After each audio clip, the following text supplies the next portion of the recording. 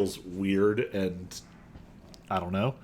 Um, all right. Last time on A Crown of Cold Iron, the party continued their expedition beneath the Raven Palace, one of the historic palaces of Queensborough.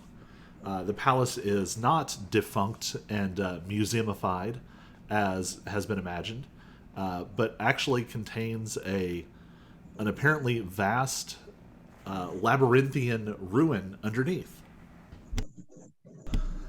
The party was drawn there following Cyrus's childhood friend Alex, a protege of Mort, and also apparently some kind of raven changeling something. And Alex has been keeping an eye on a group called the Kingsguard. The Kingsguard have managed to make their way into these ruins and have started to actually discover some not insignificant magical items, dating all the way back to before the Sundering. And you've experienced a bit of this for yourself. As you've investigated, you all received mysterious tattoos when you entered. You've been experiencing weird memories and flashes of deja vu. You were attacked by some kind of shape shifting, undead, fey creatures that seem to have the ability to become whatever they cut with their knives. The knife is now currently in Alex's possession, and you spent most of the last session investigating the quarters of what you eventually determined to be lieutenants or sort of middle level officers of the Royal Guard.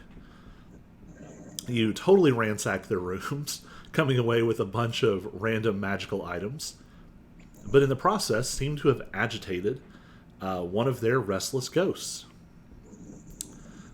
Combat ensued, but was brought to a strange close when Auric, bedecked in a helm of dread, screamed an intimidating phrase which the rest of you did not understand, causing the spirits to kneel and then dissipate, allowing you to take their stuff and leave the room. All along, you've been hearing the sounds of gunfire and combat from down the hallway, where Alex almost made it. Alex had already informed you all that the Kingsguard is locked in combat with some kind of sword wielding undead. So, what do you all want to do? Well, we definitely need to keep going towards the gunfire. As the stupidest idea ever. We're going towards the gunfire. I mean, fun mental check in. What is Auric's impression of guns at this point? Ooh. I mean, it's like a wand of death. Only it has a very small number of charges. And a very not wand-like shape.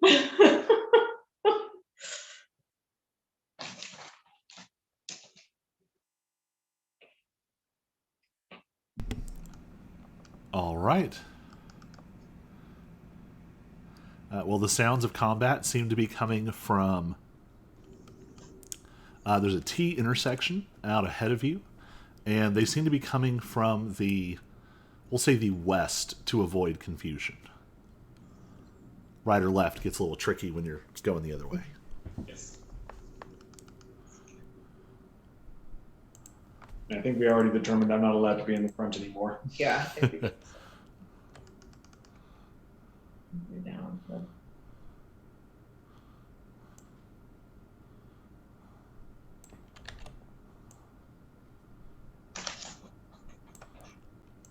The squishy. So if we drop from the call, it's because the power went out because we have thunderstorm going on right now. Oh, fun. I know we've gotten a little bit of rain here, but it's not been too bad. Oops. All right, so I'm not I've come to the end of the hallway, but I'm Yeah, I need to reveal some more hallway. Sorry. The much like a video game, the fog ahead of you is the rest of the area loading. I know if you pay into like the top tiers, then they have experimental line of sight technology. Yeah, Feels like I could set it up to be automatic, but it puts a little more weight on your processor, and at the same time, it's just a lot more opportunity for weird little things to go wrong, and Yep. you end up spending a lot of time fixing it. So let's reveal some hallway. Nope, that unrevealed some hallway. Yeah. Now we will actually reveal some hallway. Music roll. All right. Ah. So there's a long hallway extending out to either side. You're getting the impression that you're not sure that like the dimensions here entirely make sense. Like some of the distances between rooms seem weirdly short. Almost like that you're not crossing as much space as you would expect. And sometimes there is quite literally just like weird patches of mist like creeping in along the edges and sort of obscuring detail. Now it's not sloppy work, it's lore. All right. So the sounds of gunfire were coming off this way.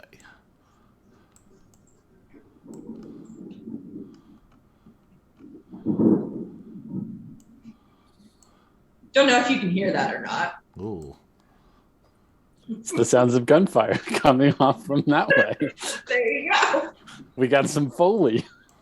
This is the kind of production values that you come here for. Oh, the gun. All right, so I'm gonna duck around the corner this way. we're sure we want to go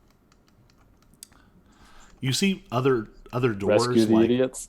the other way, but yeah, as you get closer, you definitely hear gunfire from the opposite direction. Yeah. Well, I want to make sure Always pick that. Kingsguard don't get their hands on anything that we don't want them to get their hands on. So. All right, let's go that way. Show you a little more hallway Alright. this way. All right.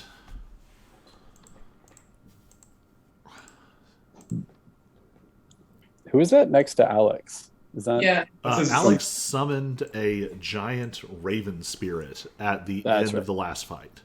Okay? It's okay, baby girl. It's Yeah. concentration, but has a 1 hour duration. Cool. He also still had, or they also still have 1 point of temporary hit points from Armor of Agathis.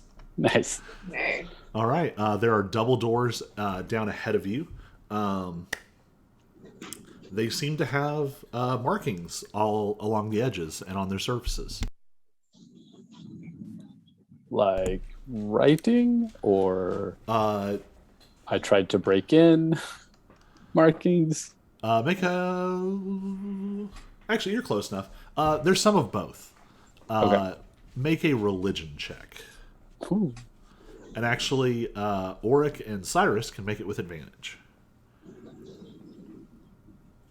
Well, Lexi rolled a 13, so. Oh, good. Advantage changed to 10 into an 11. Changed my 7 into a 9. So Lexi wins. So, Lexi, you see something strange happen. I think on some level you see the door and you're just like, oh, it's more like birds and weird, spiraling squiggle things. Cool. What you notice is that Cyrus and Auric, you both feel a little weird looking at this door.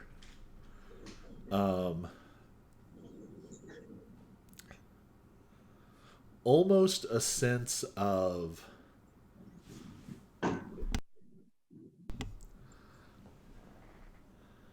I mean, awe is sort of the starting point.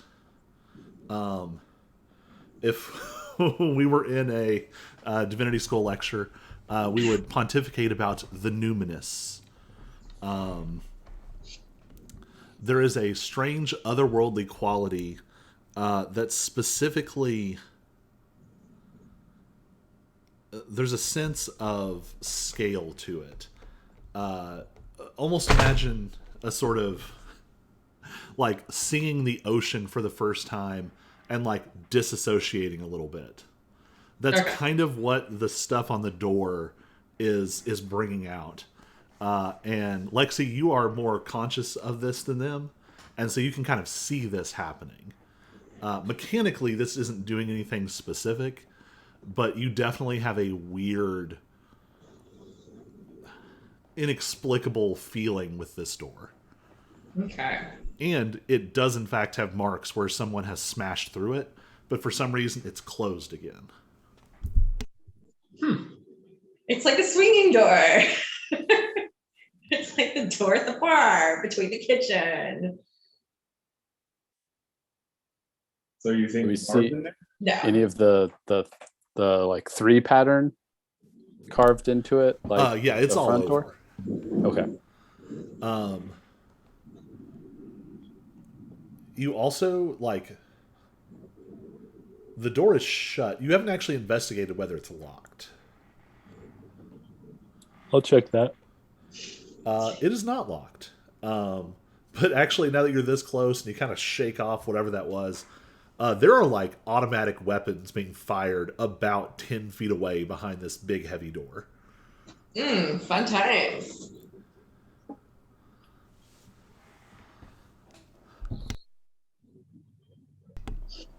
Can somebody cast Pass Without a Trace so that we can, like, invisible sneak through this?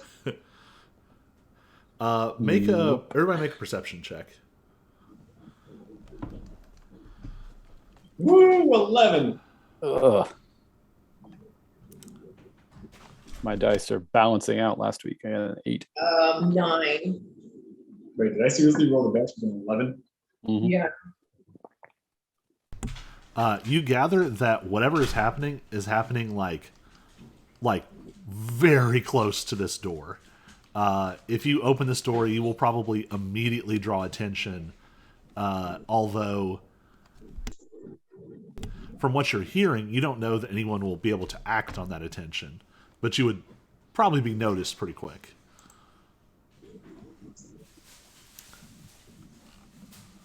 I cast Mel's minute meteors. I was gonna say, is there a spell for making a door like a one-way mirror where we can see through it? I mean, if you blow enough holes in it. I just want the meteors to be ready. Okay, so you actually are casting that. That's not like a haha. No. Okay. I'm not actually using any of the meteors yet, but I have them. All right. So these 6 little balls of fire pop into an arc, sort of above Auric. If you look very closely, you can just barely see the tiny implication of something flapping inside each sphere of fire. Auric is human form, dragon form. Human form, because the scroll burned me. Yes. Okay. So, and Alex looks like Alex, or Alex looks like the person they've been impersonating? Alex has been looking like Alex up to this point, but could alter that if you need. Okay. So my vote is we pretend to be backup and then deal with the Kingsguard once whatever else is down is down. Sounds good. Okay. So Cyrus will ask Alex if there's any sort of uniform or kind of like distinctive marking to shift the mantle into to aid?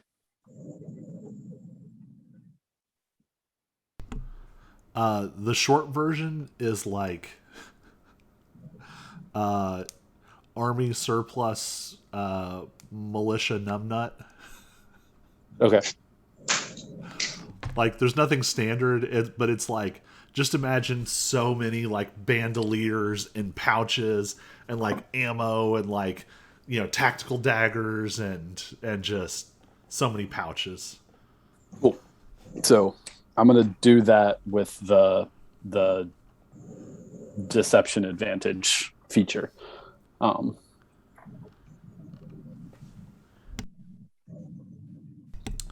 right. Are you ready to burst into the room? Let's see. Yeah. Okay. I can't preemptively hex. So yeah. All right. I was looking to see if I had a good human auric token already made, but I don't think I do. So we'll just leave him. All right. So how do you want to line yourselves up coming to the door? Well, since Auric and I don't have gear per se, we should maybe not be the first ones in. I mean, Auric definitely should. I definitely shouldn't. You should probably still be close to the front. I should still be close to the front, but I don't know. I should probably be behind Cyrus and Alex just to kind of disguise the fact that I'm not dressed like them, since Lexi doesn't have those kind of. I mean, you're wearing your leather jacket, right? I'm wearing black, That's what I do. See, they're army surplus. You're biker. It kind of fits. I'm Parker. And just to emphasize, as you all are having this conversation, you're hearing like, ah!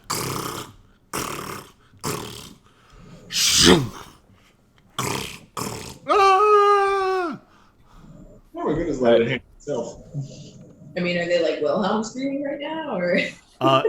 There's a lot of trauma happening in that room. I don't think we need to worry about blending in all that much. Let's just get in there. Yeah. All right. So you're just going to pop the doors open? Go for it. Yep. All right. You see absolute... Why does it always do that?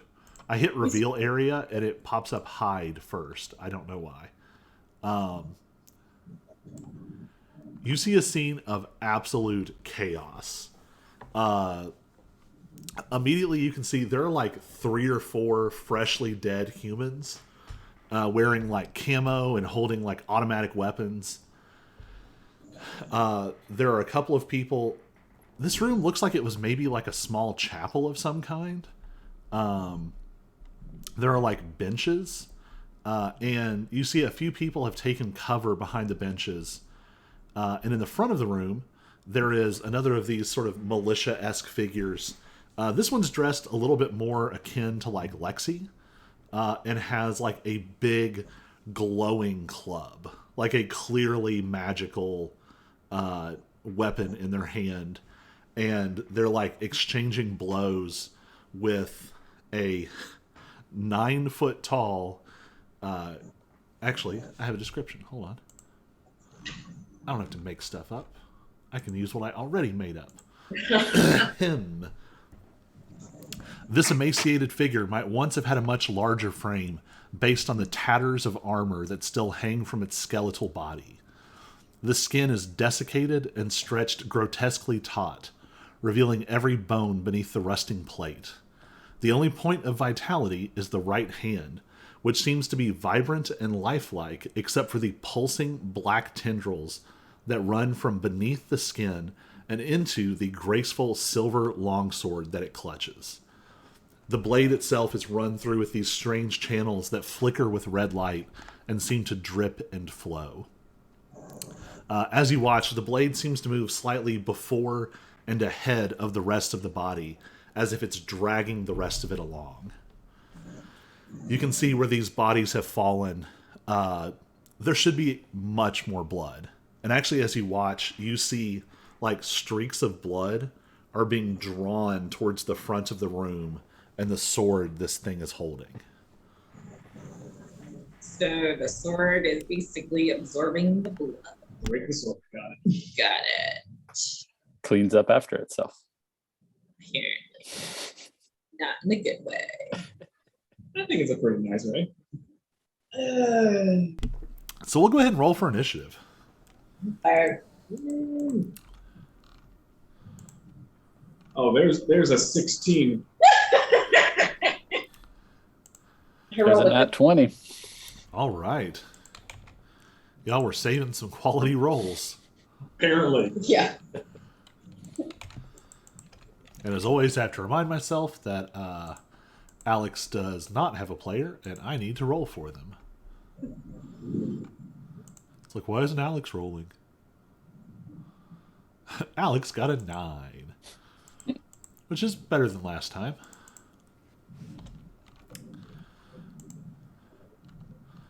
All right.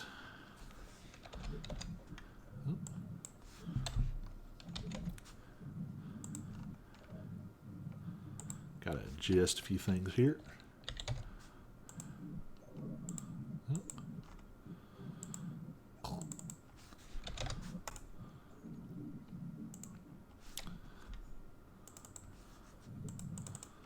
There's certain things you can't preset before the fight starts.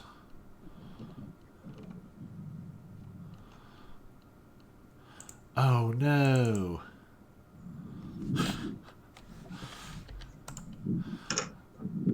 Sorry, I can't even do the thing I'm trying to do. Okay, Cyrus, you're up first. All right.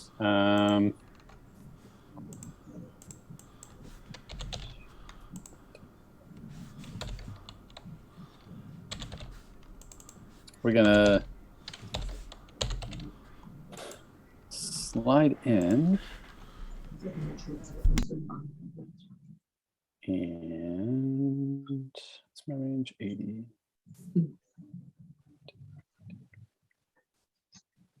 All right. 1, 2, 3, 4. Yeah. Do I still have proper line of sight if I step back to the back of the room?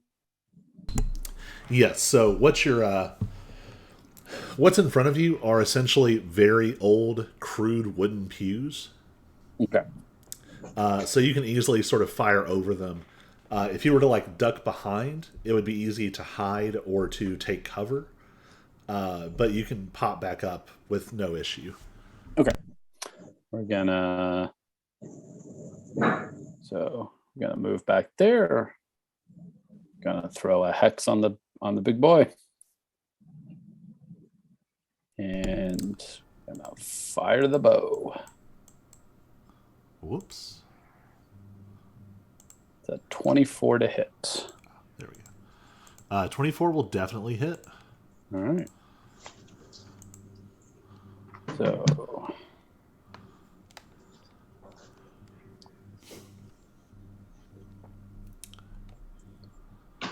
bow does 11. Sneak attack does another 13. So that's a total of 24 piercing. And throw on my necrotic. 1 necrotic. Actually, as this magic of your hex bursts out, it does not seem to affect this creature. Fantastic. Maybe that might be the case. All right. It is Oryx's turn. Okay.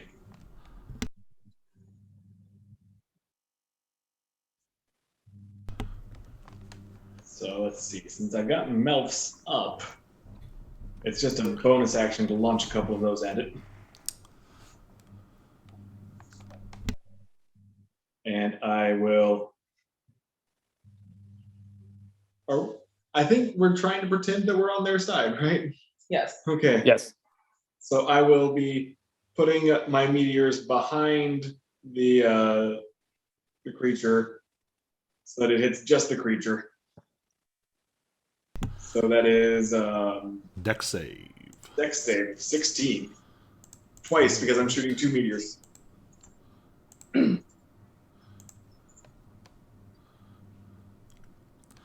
15 and a 10. Not great. Okay. So full damage for both of them. First one is 11 fire damage, and the second one is 8. Nice. Actually, I need a ruling on that because as a gold dragon heritage sorcerer, it says I get to add my charisma to 1 spell attack. So has that now used that up for this spell entirely, or is that per turn?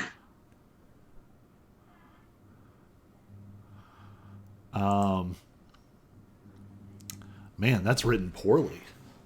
1 damage roll. I would say I'd call it for this turn. Okay. If I was really being the most evil of GMs, I would point out that it just says of that spell, Yeah. which would be the cruelest interpretation. It ends up being 8 points of damage difference over 2 more turns, so substantial, but not game breaking, I don't think. All right. So I will then. Did the fire seem to affect it all that much? Yes. All right, then I will also fire a firebolt at it. That is a 19 to hit.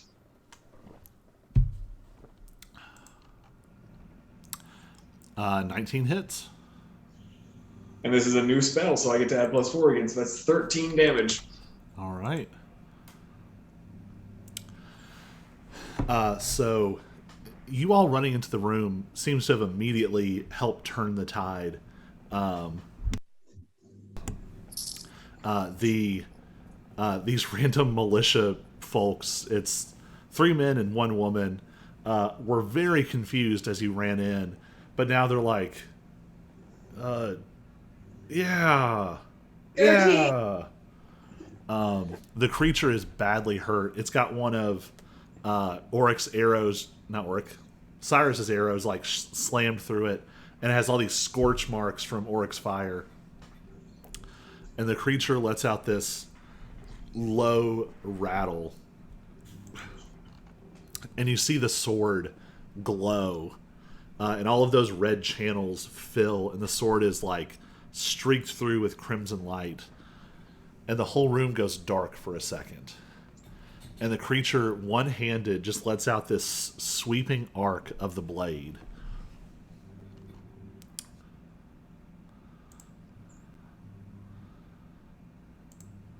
That's going to hit. That's going to hit. That one I need to check.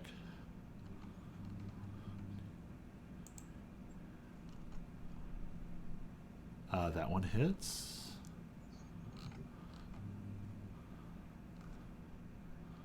That was 3. Oh.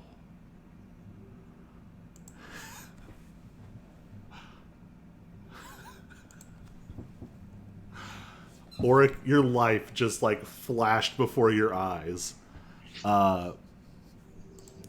This creature lets out this horrible there's this horrible sound as the blade sweeps across, and this coherent crescent of red light like bisects the room. And let's see who is left I hope standing. that thunder picked up at the right moment because that was hilarious. Oops. Okay.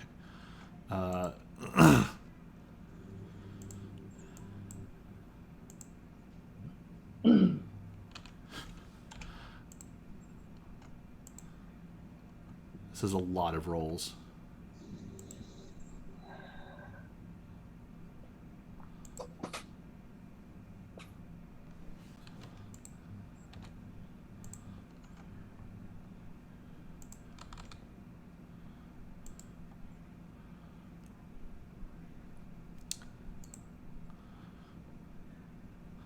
This isn't nearly as intimidating without like all the clickety clack of all the dice. Yeah.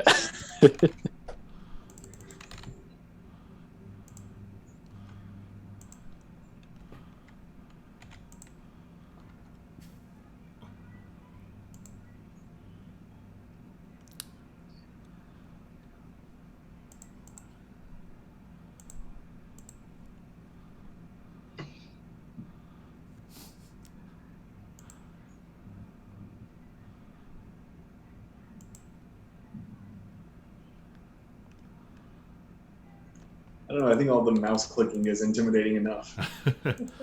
That's like, oh god.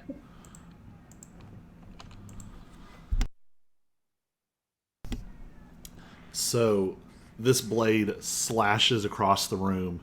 Um,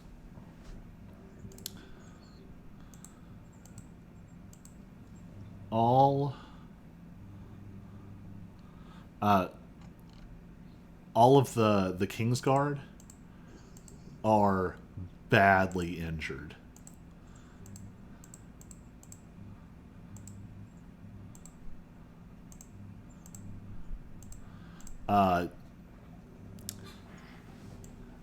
This guy right here, this blade cleaves across and just fully separates arm from elbow.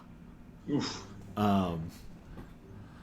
This one here, some of the tactical armor stops it, and it's still like cuts so deep you can see like bone of like ribs and rib cage. The guy in the front got a crit on him, but actually the roll was pretty bad. But he is still very hurt, and it rolled a natural 1 to hit Auric. That was a natural 20 and a natural 1 back to back. All right, it is Lexi's turn. Right. Lexi, help! Oh, wait, sorry. I left out part of that description.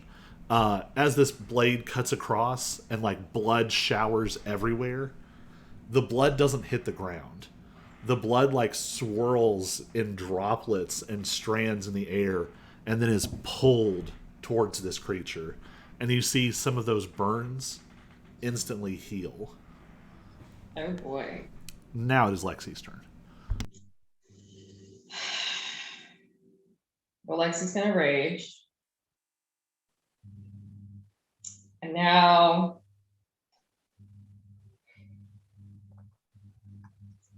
part of me really wants to throw a ranged weapon like my javelin, but the other part of me, knowing that this guy like fire does damage, is like, let me spray you with alcohol.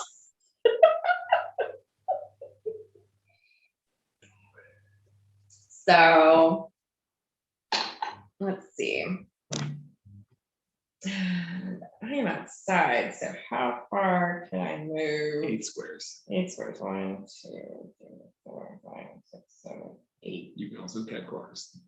Oh, I can cut corners. You can move back. Oh, that's right. Haha. So 1, 2, 3, 4, 5, 6. Okay, so I can do It it. is in range. It is in range. All right, so Lexi's just gonna go up there, like you do, and smack the bejesus out of it, and roll a 10. Good job, Lexi. 10 will not hit. Yep. All right, let's try that again with your other one. And 16. 16 does not hit. Jesus. The All blade right. just cling. Come on, Yeah. Lexi, pull a Bob Ross and beat the devil out of it. I'm trying, but apparently that's just not happening. So, nope. Okay. Then that's all I can do. It's my only other bonus action was, yeah, raging. And I'm already raging. So, okay. Cool. Now I'm just about to get my ass handed to me. It's all good. All right. So it's Lexi's turn. All right. At the end of Lexi's turn, it is the creature's turn. Fantastic. The creature is... Yeah, it's just going to hit people. It makes one swing at the guy standing next to it, which hits.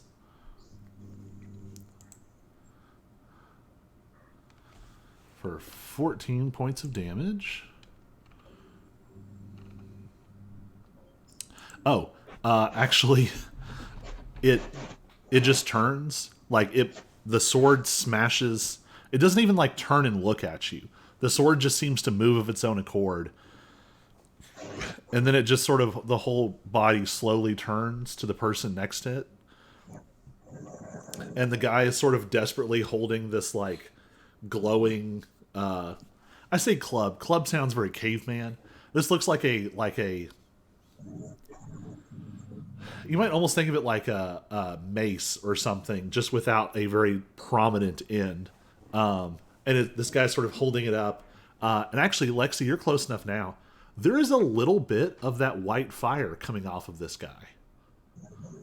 Okay. And it doesn't matter because the sword comes down, it cuts through this club and through this guy and drops him. All right.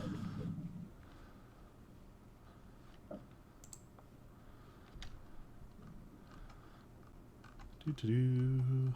So has the sword dude attacked me, the creature? Not yet. Okay. Just checking.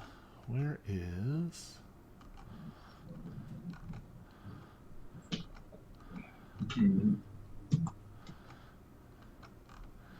I have so many weird random creatures, and I don't think I have, like... Here it is. I was like, there's something super basic. Nope, I don't have it. How is that possible? Okay, there it is. The red light of the sword, after it slashes, the light lingers and runs through this guy's body.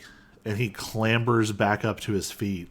And as he does, his flesh is becoming red liquid and just draining off of him.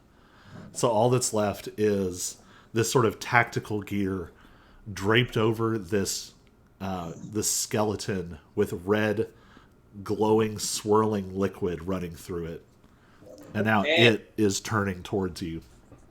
Oh, great. Turned it evil. Yep. And now it's going to attack you with the sword. It only gets a 12. Okay. So it's going to attack again. Okay.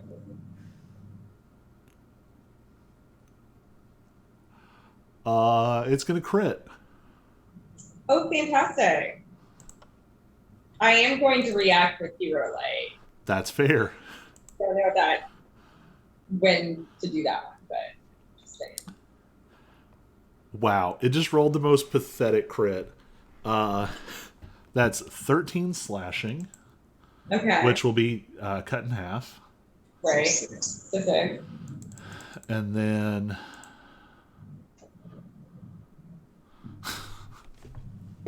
7 necrotic damage. It rolled... I'll go ahead and tell you this. It rolled 2d10 plus 5 plus 4d4 for that crit and came up with 15 damage. Wow. But you do see, as your own blood sprays out, some of it gets absorbed into the creature, but then some of it ignites as you activate the hero light. So go ahead and roll damage.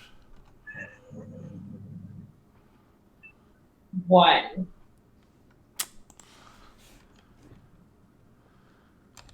It does 2. That's 2. Just 2. All right. Wait, don't you add to? Oh yeah, I couldn't just do 1. It's 1d something plus your con. Plus con. Modifier. Yeah. Okay. So 4 to start. 4 to So start. just 4. Just 4. Okay, 4 Okay. So I rolled a 4. Basically. Okay. So it, even as it's like pulling this life back into itself, this blood catches with this amber white fire and just burns across it, and there's really no like emotional reaction from it, but you do see that it at least like it turns and the eyes, which have been sort of dead and hollow, light up a little with red light, and it's just staring at you from like 2 feet away, looming over you. Not creepy at all. So Guy, on the left in the first pew is going to make a wisdom saving throw.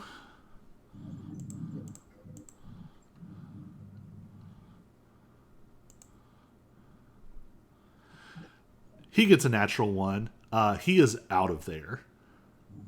I don't want to die. I don't want to die. I don't want to die. 6. Good, Is get anyone out of going to here. try and stop him? Nope. All right. He's going to use a dash. Yeah. It Leave the is all the way down to property. there. For reference, he has 1 hit point. The skeleton is going to now turn and attack. It makes an incredible amount of noise. Oh, and it's not programmed correctly because I can't roll it.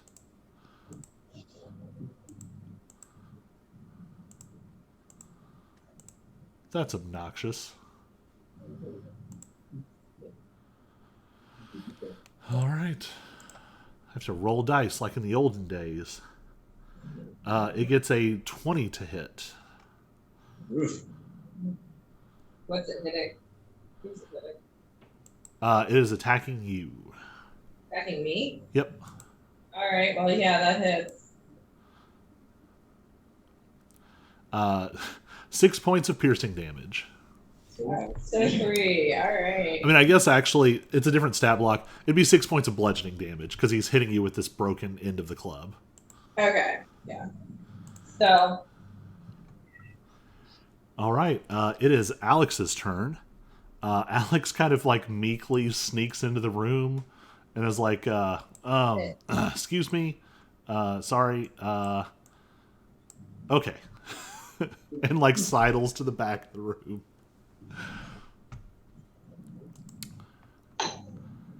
Alex is going to...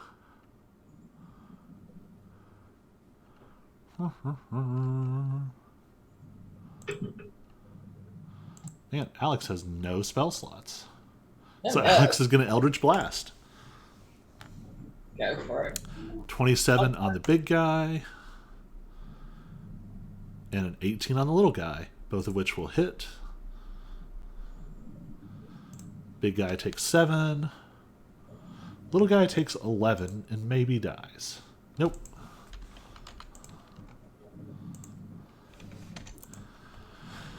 Now his summoned creature is going to go attack. You see this guy in the front who's already looking a little nervous. This gigantic flapping bird, this raven covered in this black shroud, bursts into the room calling and shrieking. And the guy like, "Ah!" And it comes up beside Lexi and is going to attack the little one. Okay. It crits. What is happening tonight? I mean, at least it's in your favor, but man.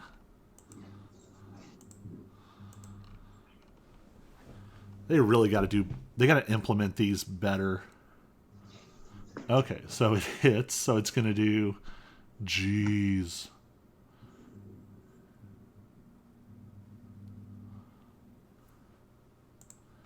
It's going to deal 4d6 plus 6. I don't even know why I'm rolling. It does 22 points of damage. You see something weird, actually. As this raven flaps its way into the room, your eyes are finally drawn to what's behind this sword-wielding creature.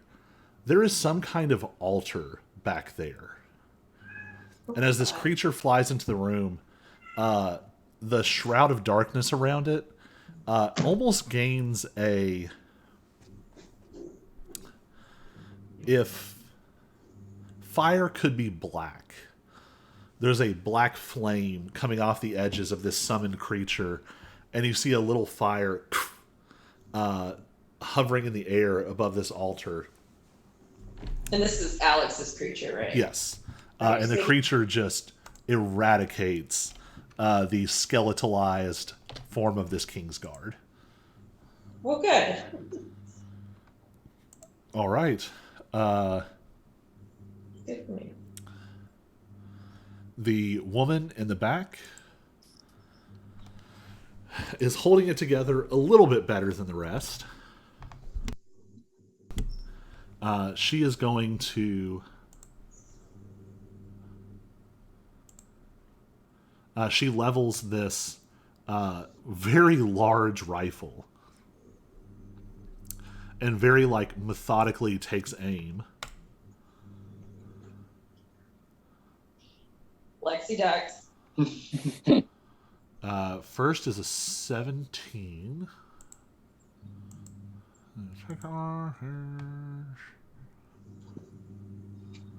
Okay, so she does hit.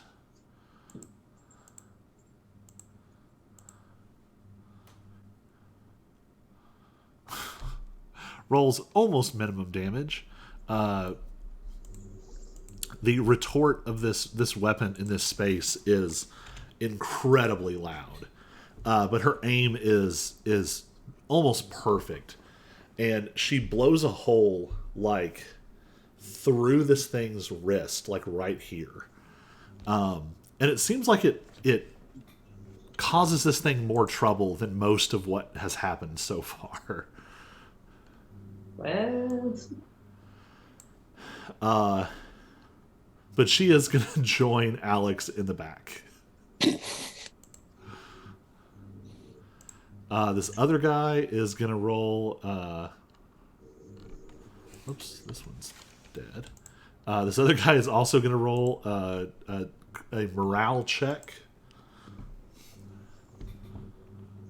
He gets an 8, which is not enough to sustain him against this, and is also going to bail. I'm sorry. Tell the others it's not safe. Run away. I just realized I've been saying that I say these things to the guys that are running away, and I still have the helmet on. Run away! Tell your friends it's not safe. Oh. Goodness. So he's out. He's dead. And we're back to Cyrus. All right. And... all right, so they've all checked out. Yep. Let's steady aim for advantage and take a shot.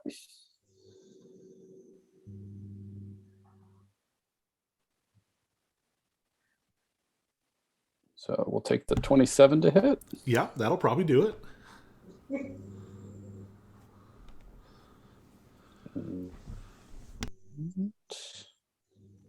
Which must be attack button.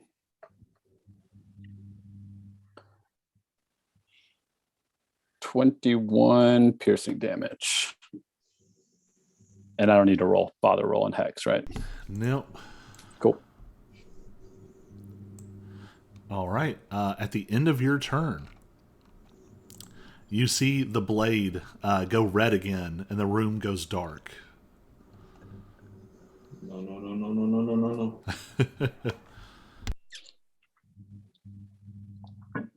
Nat 1 against Lexi. 15 against the bird. 22 against Auric. Yeah. How much health does the bird have?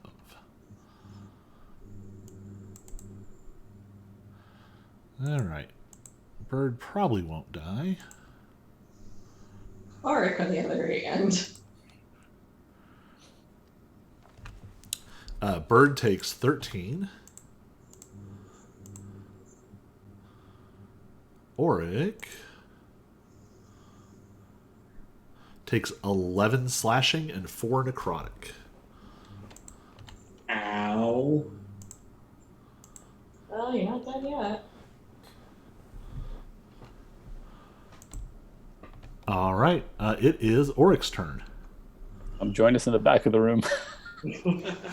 since apparently you're still just in range, but I'm not. Apparently. Yeah, you might want to. So first things first, 2 more meteors. All right. It's a 16 dex save.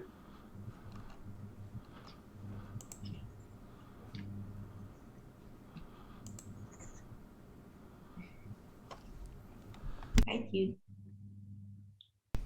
That's a pair of 8s. Okay, so 8 damage and 3 damage. All right. And then the room will begin to go dark and foggy as I summon forth my spirit guardians again. What's your recharge on that? There does not appear to be one, actually. Oh, that's definitely a mistake. Okay, Sorry. good. Oh, no, that's what it is. Okay, yeah, you're casting it from a spell slot.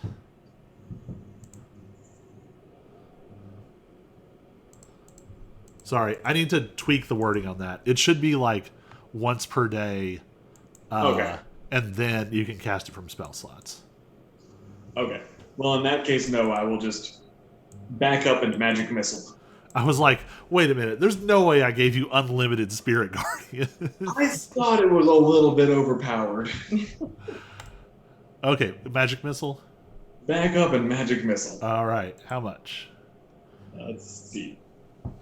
I'm doing it as just a first level spell, so that's 3 darts. So 4 damage plus 2 damage plus 5 damage. That's All right. 11 damage total. All right. Anything else? Let's see, those bonus action, move, and actions. Nope. All right. Lexi, it is your turn. All right, I'm gonna slap him with my mallet. That's an Oh. 11. Don't forget you can reckless if you want to. Oh, It gives you advantage, but also gives him advantage against you. okay. Oh, But- okay. But he's already hitting you, so. Yeah. Okay. Well, that was my advantage was equal, so that didn't do any good. But I'll take my next turn. Well, it gives you My advantage for the next. entire round, so the next one will also be. Oh, okay. All right. So 19 and 20. Dirty 20. Dirty 20. All right. That'll hit. Okay. And 12 damage. All right. Anything else? No, that's all I can really do. I don't have any other bonus actions since I'm already raging. All right. It is the creature's turn. Okay.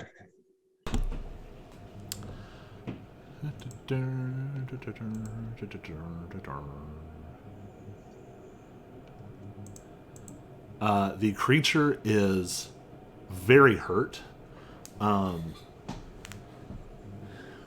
It's not so much bleeding. There's a weird like you bleed your own blood. I think it's fair to say this thing is leaking. It is leaking other people's blood. It's starting to sort of run down it in the rivulets. Nasty.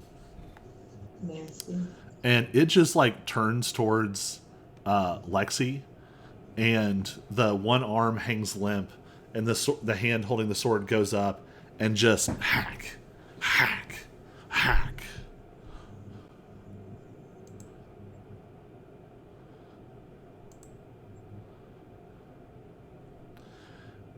I'm rolling double 8s a lot. 17 to hit.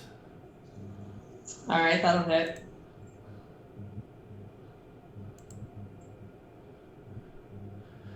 14 points of damage total.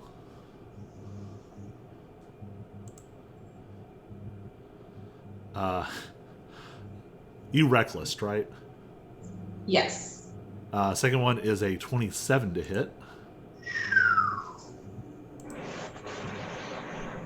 Oh, there, yeah. 18 points of damage. All right. The third one is a 25 to hit. That'll hit. 19 points of damage. Do I get to Hero Light on every single one of those? You only have one reaction. All right. Well, I am going to Hero Light as soon as my cursor was doing one of the weird spinny things. Let's see here. All right. So that is 8 points of damage. So you all see this furious exchange. Lexi bears down with the ancient brewer's mallet, smashes into the creature. The creature kind of shakes it off, lifts the sword, and just starts hacking down. And you all are seeing in dismay as Lexi's blood just with each slash.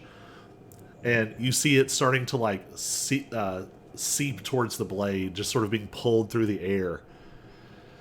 And as it's about to pass into the sword, Lexi fixes him with this determined glare, and the white fire erupts. This amber white fire erupts from all of Lexi's wounds, and all of the blood that was passing through the air goes amber white fire. And it's like napalm being splashed across this creature. And you see as the amber white fire starts to dissolve it, it's almost like wherever it touches the blood that this creature has stolen, that blood also ignites. And so pockets of fire and little like streamers are coming off of it, and the creature is consumed. And then a skeletal hand with silver threads still sort of woven into the bones drops, holding the sword, and the rest of the creature is entirely consumed. All right.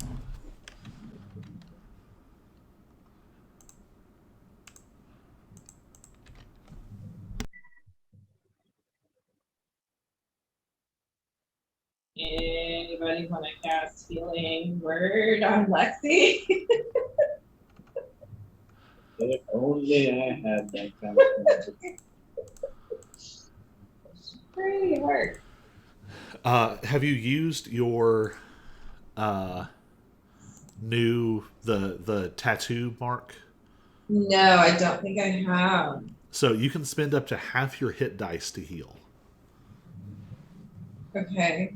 Well, up to 3, we're level 6, right? Yes. Up to 3d12. I feel how much you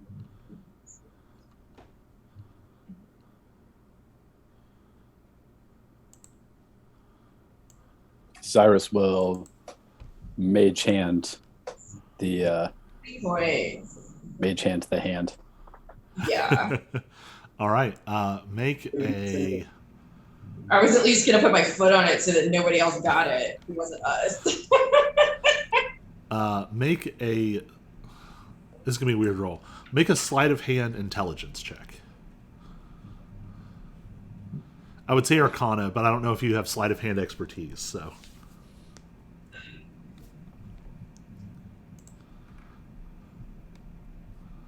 All right, so that's going to be the roll plus my intelligence. It'll be roll plus intelligence plus 6.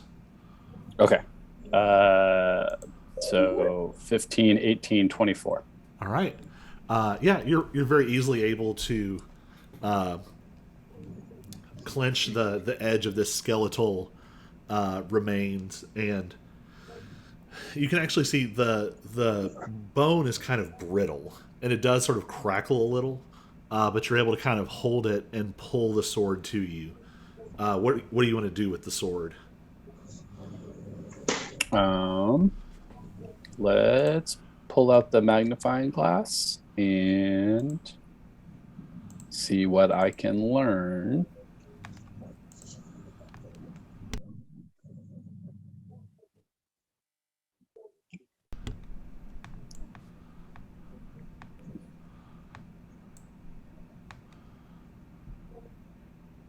I can do Arcana or Investigation. Give me Arcana. Yeah.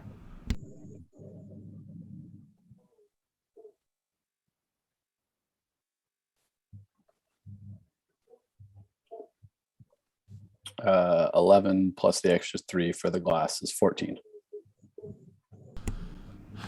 With a 14, you don't get much more than what you probably took away from the fight itself. The sword seems to be infused with some kind of necrotic, life-stealing magic. Beyond that, it's kind of hard to tell. With a 14, just because it's been a question that's come up before, you can tell that this is not a Fey blade.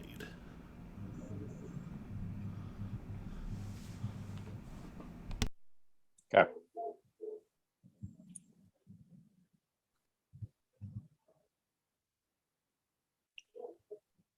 But it's not giving off any, like, I'm trying to take control of your mind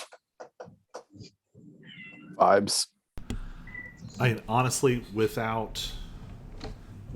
14 roll and not expending any magic to find out, it's hard to say. Okay.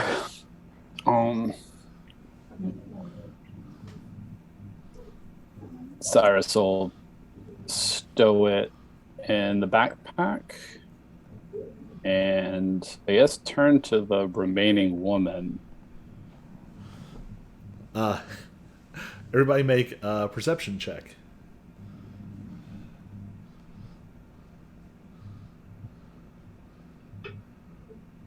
$15. 8. Ready to roll? Perception. Oh, Did you all have Alex take the Shane Alwyn form? Yes. Yeah, that's what I was asking you to do. I just couldn't remember the name. Oh. Hold on. She needs to roll a perception check. oh, the girl. Yep.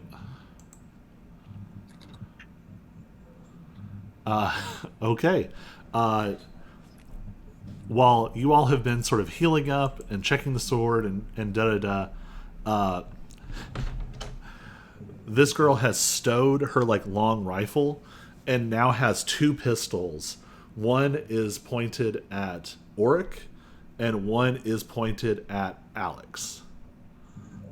All right. And she's very matter-of-fact about it. And she says, "Who are you?" We're here to help.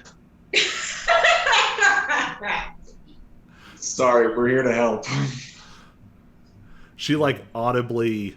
I mean, these are, like, more modern weapons. She's not, like, cocking it like a pistol. But there is a clear, like... and the safety's already off. You can just tell, though, if it was a pistol, she would have just, like... a revolver. She was not amused by that. What you need to worry about right now is your 2 friends who ran out of the room and making sure the 3 of you leave with your lives.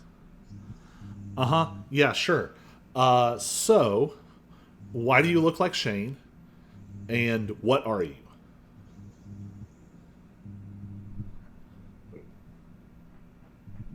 What do you mean, what am I?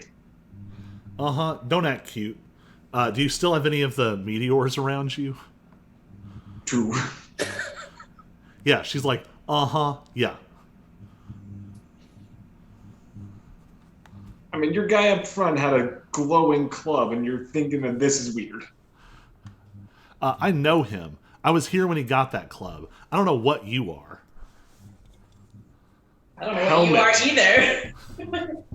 Weird magic helmet. Uh-huh. So you're telling me that in this place full of these crazy magic things, you just put on a weird shadow helmet, and you're cool with that? You think that's good? I never claimed to be smart. I can't remember. Lexi, what did you get on your roll?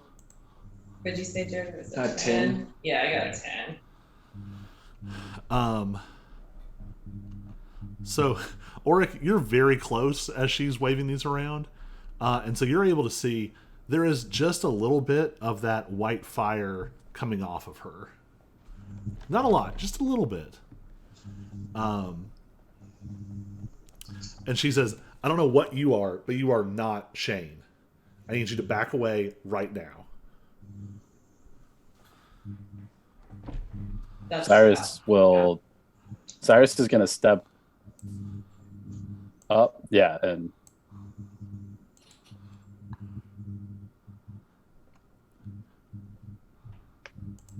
And just kind of hold, be like,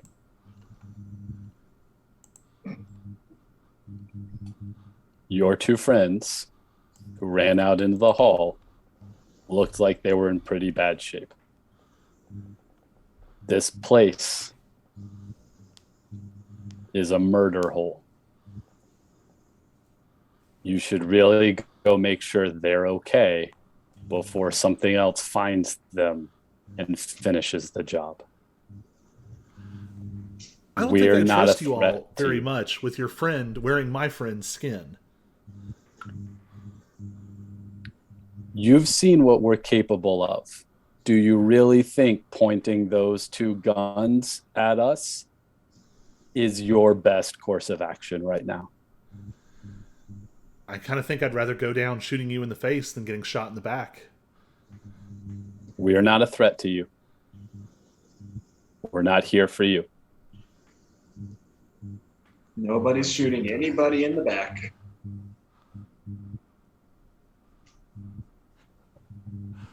Parenthetical. Shooting people in the back is, in fact, what Cyrus is really good at. She doesn't need to know that.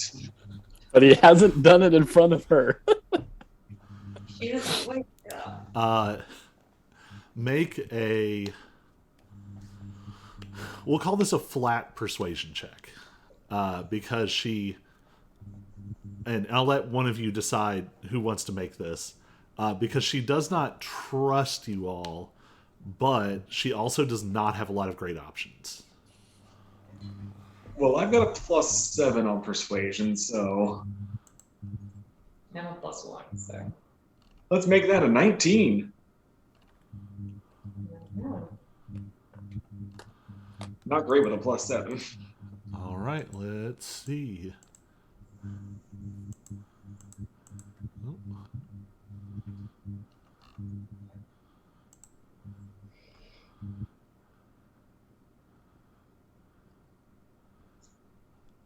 Oh. What to roll?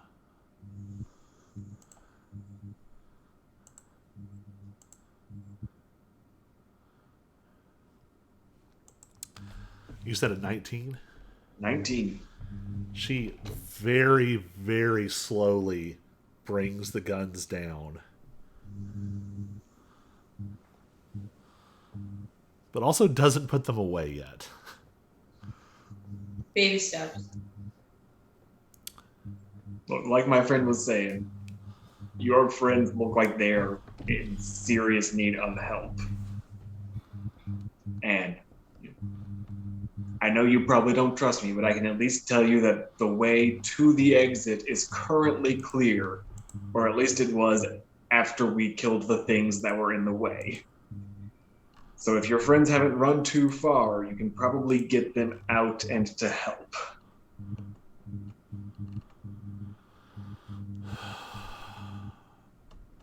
And I know you have no reason to trust me, so I will just stay right here in this corner. You can keep your eyes on me the whole time.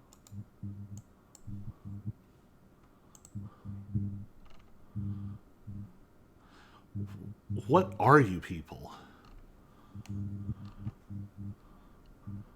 Human. Or I guess I should say, I'm a bartender. You can't scare me, I'm a bartender. You, I believe. And she points at the rest of you. You three, I do not believe. So if you believe me, and I tell you that I trust these guys, would that make you feel better? Probably not. We're the people who are here to make sure no one else gets hurt. Right now, that includes you.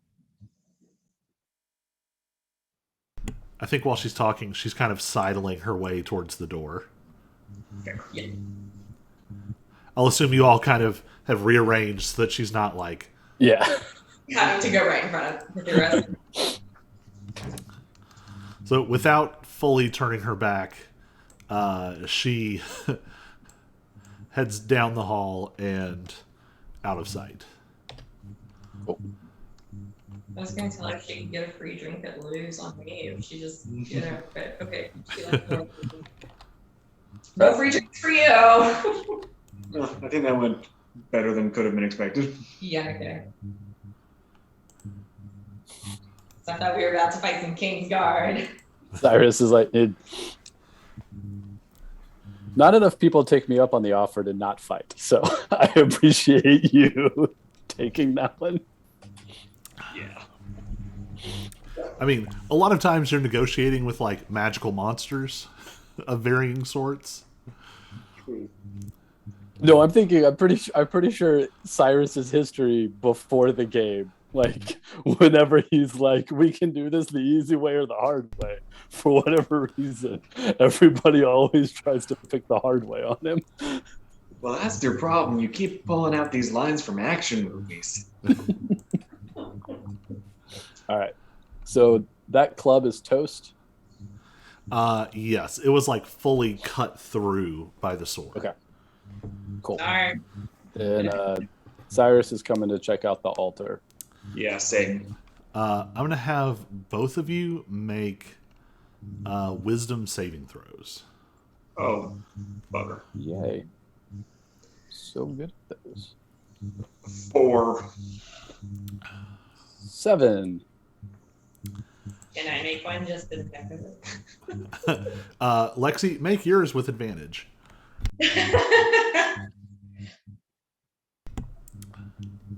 That's a 4. Oh no. Oh, they're both 4s. What the hell, man? We are all charmed by the altar. So Lexi, it doesn't hit you quite so hard, but Cyrus, like Lexi, is sort of like rocked on her feet a little bit.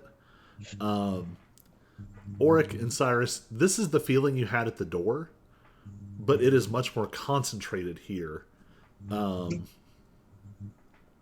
and you both fall to your knees. Not necessarily like in a worshipful way, but literally like cut marionette kind of way. You both hear the flapping of thousands, tens of thousands of wings, and your vision starts to go dark.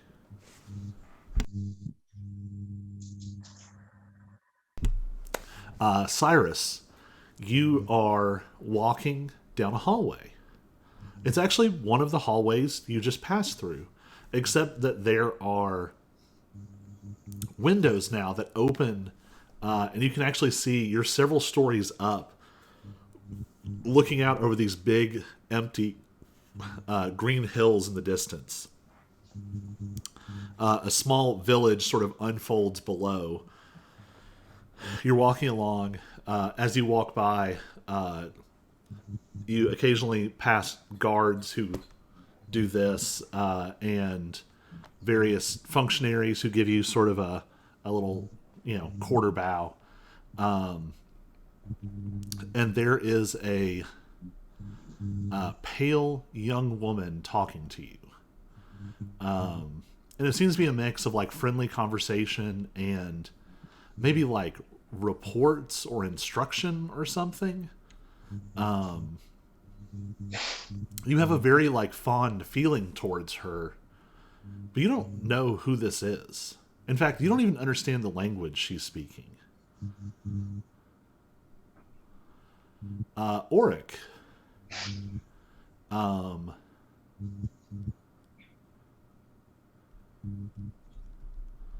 Let's see where Auric is. There's a familiar presence behind me. Actually, you're sitting. You're sitting at a large table, in a fairly nicely appointed room, and there is a very like crusty, sort of unpleasant looking wizard sitting across the table from you. And you know this because this is the most wizardy looking wizard you've ever seen.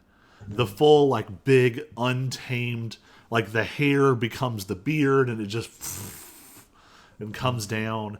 Like a dark hood pulled up, a dark cloak. The cloak and the hood look great. There's of some fine material. They're predominantly black, but you see like red thread woven through in different places. And the wizard is smoking some kind of pipe, and you can smell the pipe smoke, and it's really bad. Like there's almost like a sweetness to it, but under the sweetness is this sour quality, and you just know that like this guy is soaked in this smoke all the time. Like, even if he wasn't smoking this, he would still smell like this. Scattered across the table in front of you are complex magical diagrams of just every sort. Like, it looks like some of them are like older. They're like reference. Some of them are the two of you have scrawled out over the last bit. And we'll jump back. Cyrus, you're walking along, and your attention is drawn for just a second out the window, and you realize that you can see for miles. And I don't just mean like you have like good elevation. I mean somehow you can see like in clear detail out for miles from this window. And you see a column of smoke coming from somewhere far off in the distance. And you hear alarm bells start to sound throughout the keep.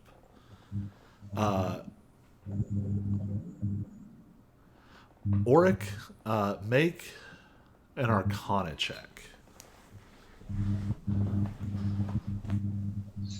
10. You have no idea what all of these arcane formulas are. Sounds right. This is so far beyond your level. It's totally meaningless. And you two hear the bell start ringing in the distance. And both of you come too. So Lexi, you just watch the two of them slump as this wave washed over you.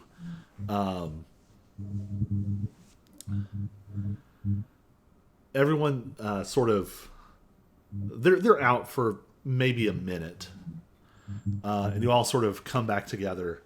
What do you want to do? All right. What was that? Vision of a past life, probably. All right.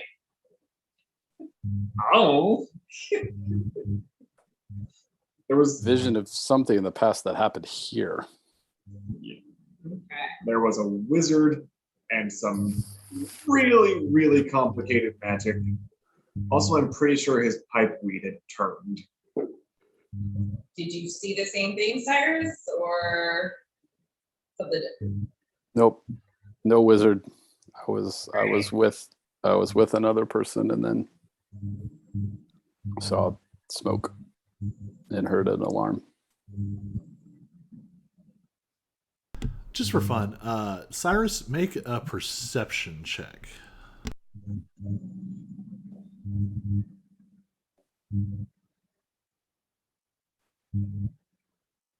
19. With a 19, you try and fix the image of this young woman in your mind.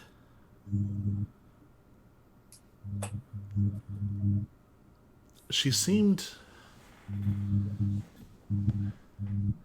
in the moment, she was obviously much, much younger than you. But as you think about it,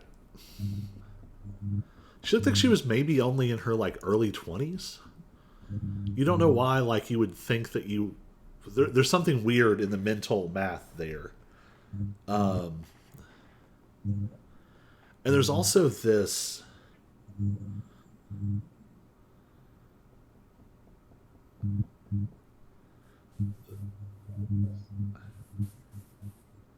there's a familiarity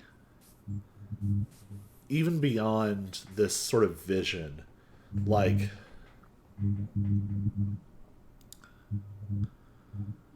I mean, as you're sort of standing here, she reminds you of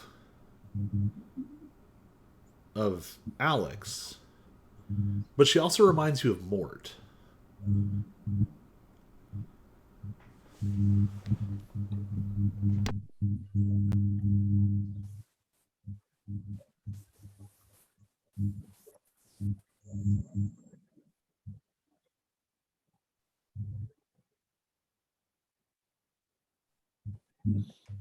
Still want to investigate the altar, see if there's anything Yeah. details to make out. All right. Make religion checks. For a moment there, I was really waiting for the make another wisdom save. We're going back in the vision. 4 and a 5. Look at us. 9. It's an altar. It's an altar. Yeah, it's an altar. It's got a bunch of birds on it, and them spirally squiggle things. Yeah. Hey, Alex, your friends are on the altar. Does the room end, or is that fog? And does it keep going? It seems like there's like a raised dais with like an altar centerpiece, and there is a mosaic on the wall of all of these different symbols, and it seems to be the end of the room. Okay. I want to take a look at this mosaic.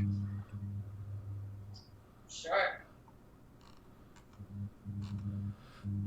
Also, though, Lexi, make an intelligence check.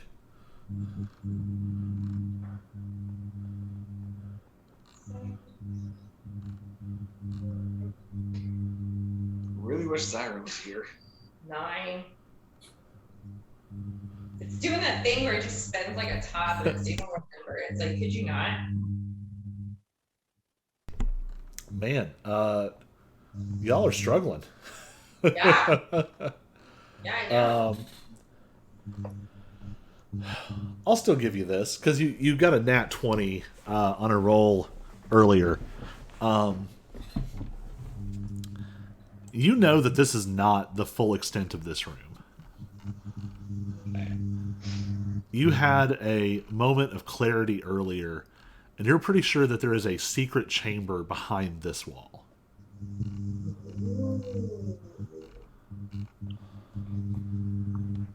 Cyrus is going to start investigating get up on the dais and start looking at the altar more closely.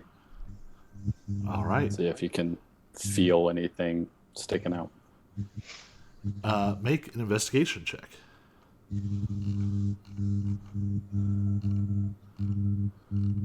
27. Very nice. With a 27,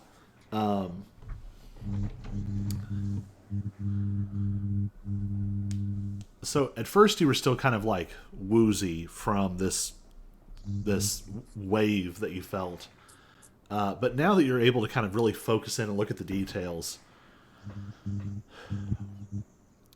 at first it looks patternless. It's just birds in different styles and angles, and there are these weird symbols sort of woven between. But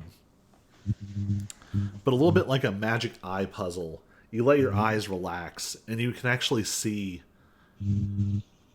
somehow the details weave together, and you see those Triskelion patterns at 3 points mingled in along the wall.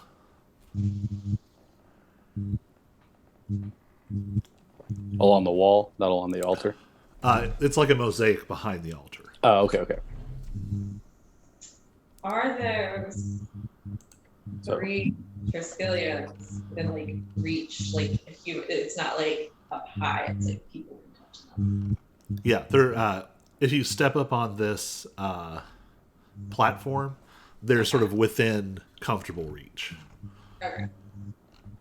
Cyrus will point him out and say like, so just like the front door, huh?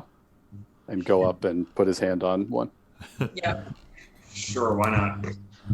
It sort of reacts the same.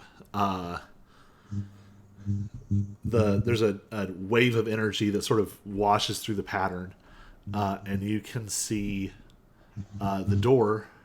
This wall sort of splits, and you can see there's actually a passage behind here. All right. Okay. I go through the passage. Glad the Kingsguard aren't here for this. Yeah.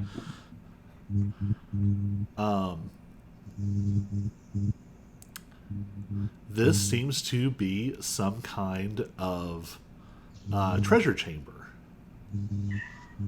Right? Isn't that awesome, Maisie? We found the treasure chamber. Everybody make a religion check. Oh boy. 8. Oh, for Pete's sake, 11.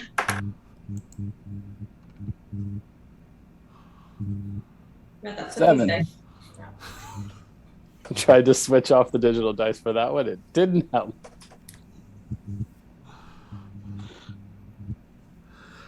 It's really amazing y'all made it through that fight. Like, My dice have just decided they roll really well in combat. and then everything else. And then screw everything you. else is like, meh. I cast a lot of spells that did not have attack rolls. That's true. All right. So even with those rolls, and Cyrus, what did you get? 7. Lexi, again for some reason. The boys are a little dazed. And you just kind of look, and you're like, oh, this looks like maybe like a temple vault. Like maybe this is where they put like offerings and stuff. Oh, it's the safe.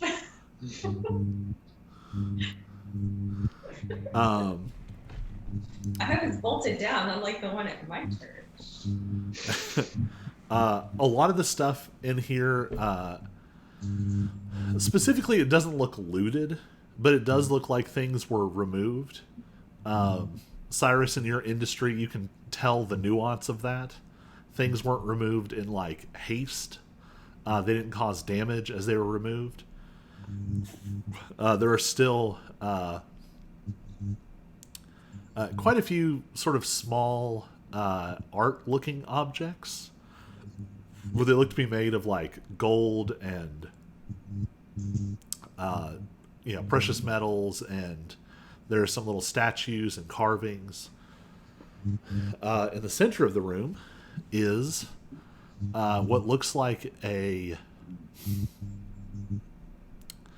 it's almost like pieces of like plates of armor hung on a harness. So like instead of being like a cohesive suit, it's almost like individual like plates that would just sort of drape over you.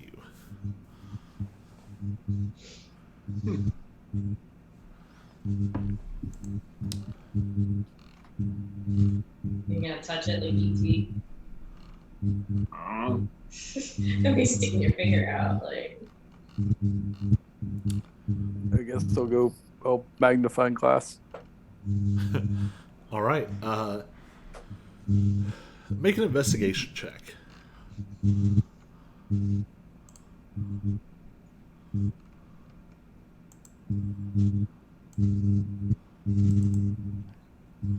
All right.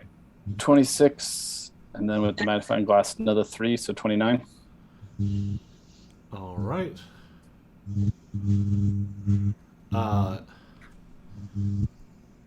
You notice a couple things. The first thing, this is also not a Fey make.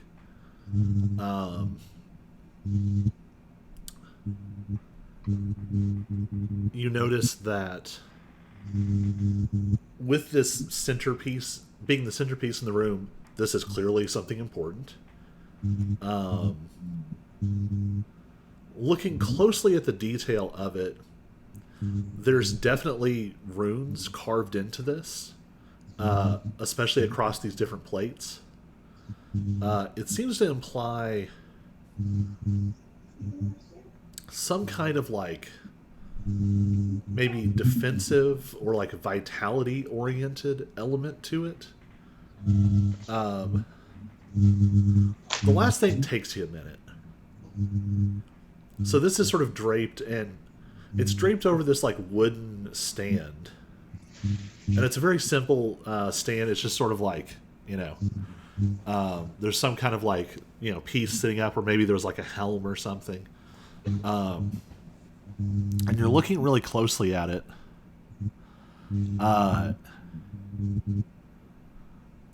Something catches your eye. The grain of the wood looks strange. And as you're looking really closely at it, the eye blinks open. And you realize that what you're looking at is a leathery, desiccated human form that this armor is draped over. Lovely. And actually, as you're looking at it, you see sort of pushed into a corner is a broken sort of mannequin stand. And with that investigation roll, this looks like a hapless looter. Someone who tried to put this on and take it, and something happened to them before they could even take a step from this spot. Okay. Don't move the armor around. Yeah, okay.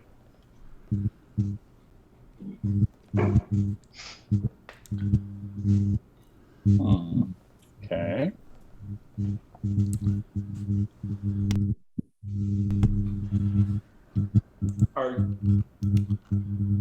Okay.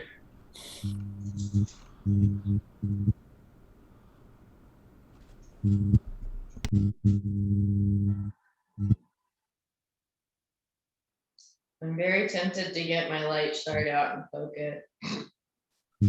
When all else fails, poke it with something safe. So can the figure respond? Like, is the figure like reacting to us? Do they respond?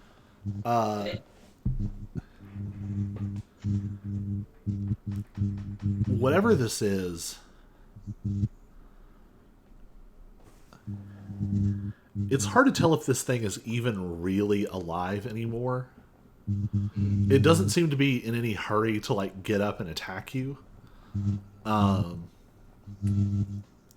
But just from context, you would think that maybe this is very similar to what you have been seeing with these other items.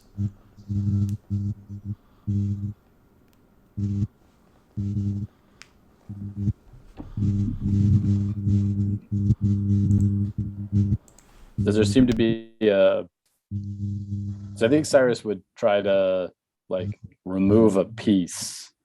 I mean, so like I don't know if there's a logic to like start at the top or start at the bottom or like he's not trying to just like break a piece off in the middle, but actually see if his mage hand can remove it from the figure. It does seem like it'll shift. It's just heavy. You probably can't get it off with your 10 pounds of mage hand. Yeah, okay. But it's like almost think like a vest, or even like a loose fitting shirt with metal plates. But instead of material, it's almost like loose straps holding it. But it's all one piece. Just from sort of tugging at it, you would imagine that if you were just to pull it straight up, it would come off. Okay.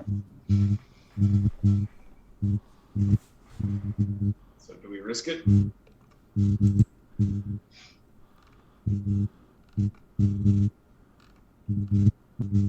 really trying to say I really wanted to save identify for the face copying dagger. But I'm wondering if we should use it now to make sure it's not gonna to make sure this isn't gonna eat one of us when we try to take it off. Right. Well. I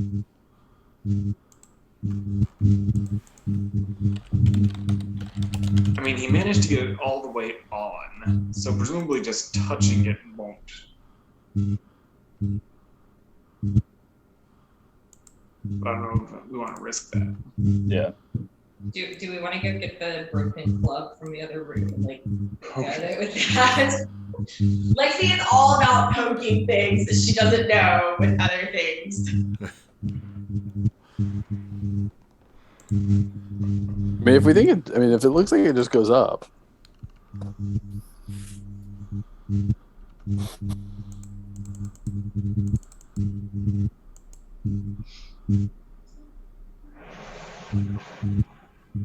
All right, I'll go do it. All right. Oh, you're trying to lift it off? Okay. Yeah. Just tell me if this is a dumb idea, just to lift it off of the guy. Make an Arcana check. Arcana check. Hey, 15. All right. Lifting it is no particular problem. It's heavy, but it's not like unbearably heavy. You might compare it to like a weighted vest, basically, in terms of weight. You pull it loose, and you're still in human form, right? Yes. There is some like weirdness to it. And actually, it reminds you very much of the weird, uncomfortable warmth from the scroll that you just handled. Okay, staying in human form. But it comes up and off, and as soon as it comes up and fully like is free of the creature, it just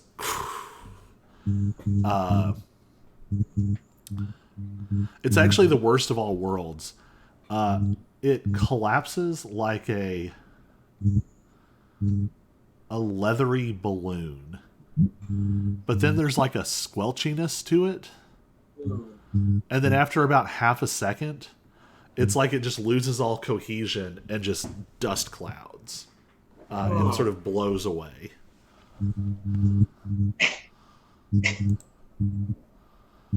But now you're holding this, and you all can actually see the runes that you saw when you were looking closely at it. The plates closest to where Auric is holding it, those plates, the runes are lighting up slightly.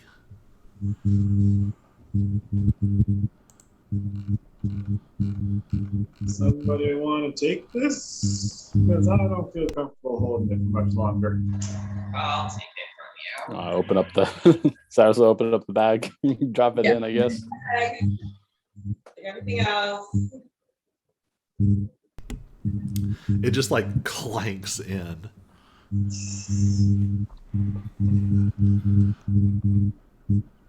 All right. So I just realized we got the names of 4 items: a dagger, bracers, a sword, and a torch. We've definitely found a dagger and a sword.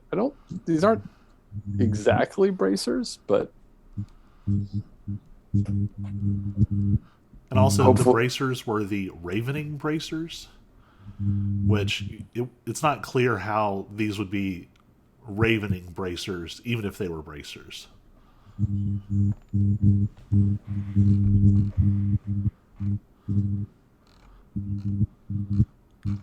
so hopefully Dude's glowing club was not our Fey Flame torch, but I'm assuming one super powerful artifact item wouldn't just straight up destroy another one. Yeah. It would be convenient if they did, right?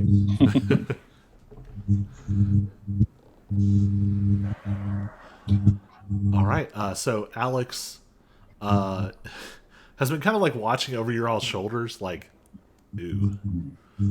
Ugh. Yeah, I know, right?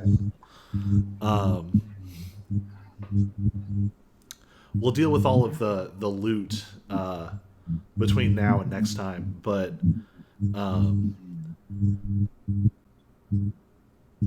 you do feel a sort of strange, even though Auric and Cyrus had that kind of disorienting whatever a moment ago, it feels like there's a latent energy around this altar. And that might have been why you had such a strange response when you approached. And now that you're growing used to it, you can feel that it's sort of localized in a sense. You feel a weird resonance with this mark on your hand.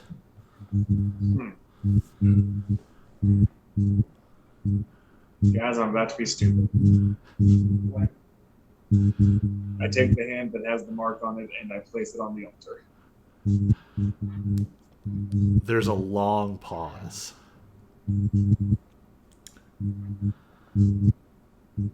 The room gets very, very dark. And all of you are seeing this. The room goes dark for everyone. And it's just lit by this purple-black flame. Not on the altar, like hovering in the air above this altar. And as you reach out, some of this flame is like siphoned out into the mark on your hand. And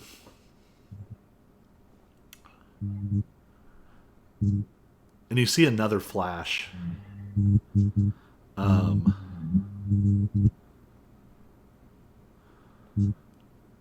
Your probably 5 or 6, you've snuck out to a deserted area a little ways away. You've escaped your caretakers, and someone has stuck a scarecrow about 50 paces away. And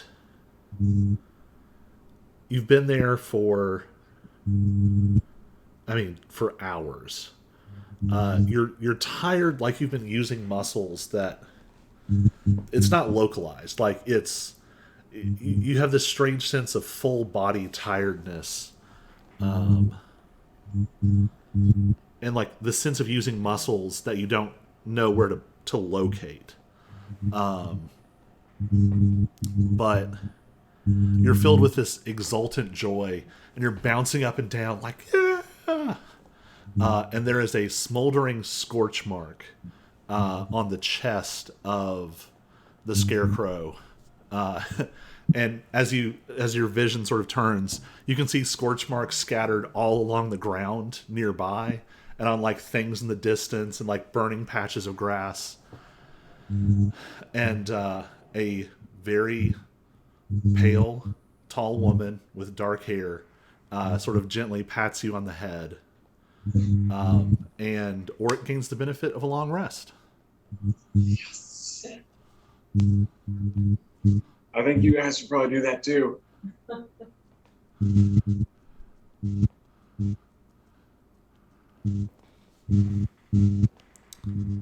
Cyrus will go lay a hand.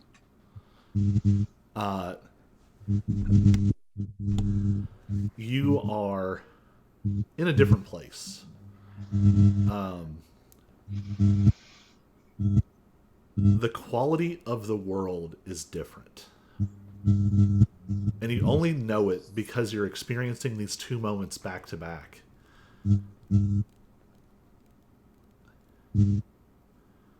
It's like the air and the sound and all of the sort of ambient qualia of the world used to be louder and more colorful and more vibrant, and now it feels muted. And you're in some kind of tavern or bar, maybe? But the same young woman is there. She looks about the same age. And she's still speaking this language you don't understand. But she is yelling. And you find yourself yelling back at her. These words coming out that you don't know.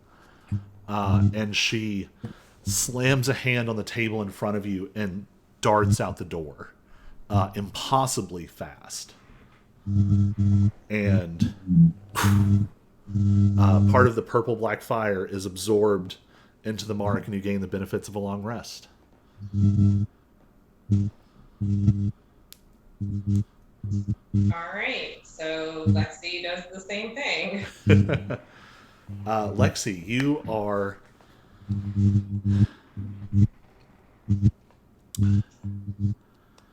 it is night. It's dark. The sounds of the village have diminished, and you hear a thumping sound. There's a dozen of you on patrol tonight. It's been too dangerous lately. And you're staring out into the dark, and something, you hear a crashing as trees are like pushed back.